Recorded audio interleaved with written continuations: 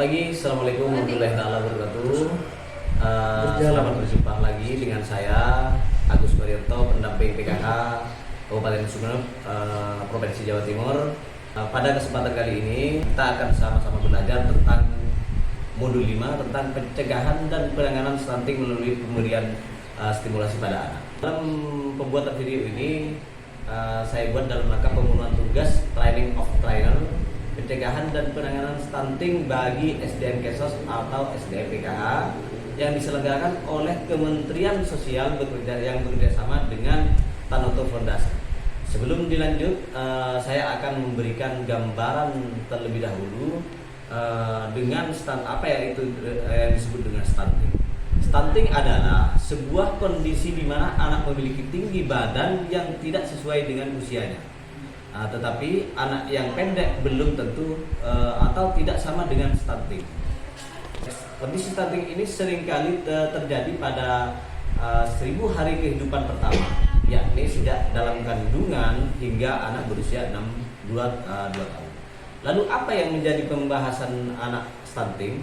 Penyebab anak stunting di antaranya adalah kurangnya gizi, kurangnya imunisasi, tidak menjaga kebersihan dan lingkungan, tidak dipantau tumbuh kembangnya, dan orang tua tidak memberikan stimulasi secara berkelanjutan kepada anak. Nah, selanjutnya dampak apa yang akan akan dialami oleh anak yang stunting? Anak akan terganggu pertumbuhannya dan perkembangannya. 2, daya tangkap anak dalam pembelajaran atau dalam belajar kurang maksimal. Yang 3, prestasi akademiknya kurang baik. Yang 4, anak cenderung pendek dibanding teman-temannya pada usia sebayanya. Nah, bagaimana ibu-ibu atau bapak-bapak sudah memahami tentang bahaya stunting bagi anak? Agar anak tidak mengalami stunting, maka salah satu upaya yang bisa dilakukan oleh ibu, oleh orang tua adalah dengan memberikan stimulasi. Nah, apakah itu stimulasi? Stimulasi adalah rangsangan yang dilakukan oleh orang tua atau keluarga kepada bayi baru lahir, bahkan sejak masih dalam kandungan, yang dilakukan setiap hari untuk merangsang semua sistem indera pendengaran, penglihatan, perabaan, penciuman, dan pencernaan. Bagaimana ibu-ibu atau bapak-bapak sudah paham atau sudah tahu tentang stunting dan apa itu stimulasi?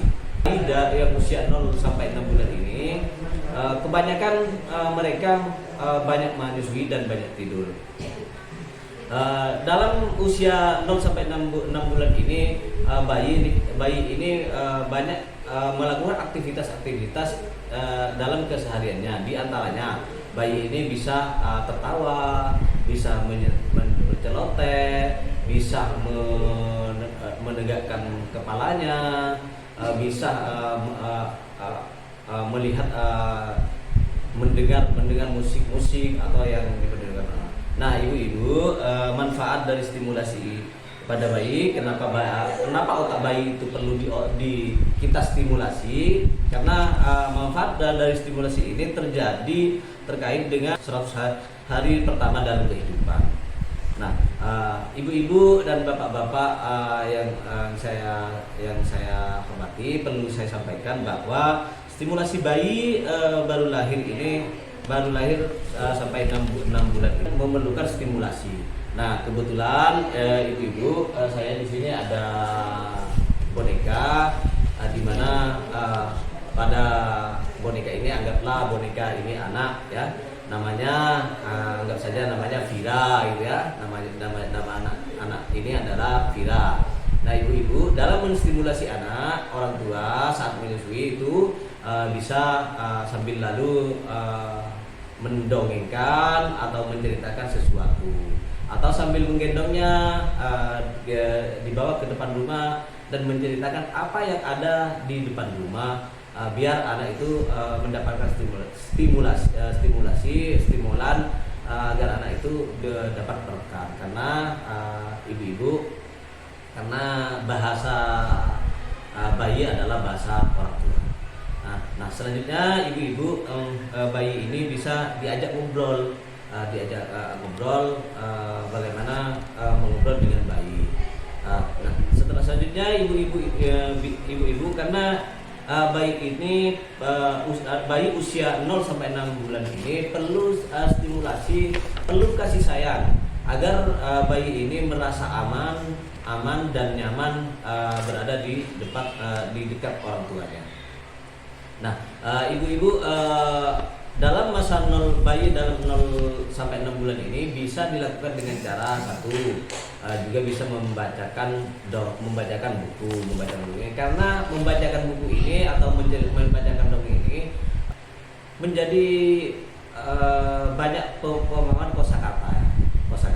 Juga ibu-ibu menyentuh bayi dengan kasih sayang, dengan lembut, dengan menggendongnya, dengan menciumnya, itu memberikan stimulasi juga kepada bayi saat lahir itu, kepada bayi baru lahir.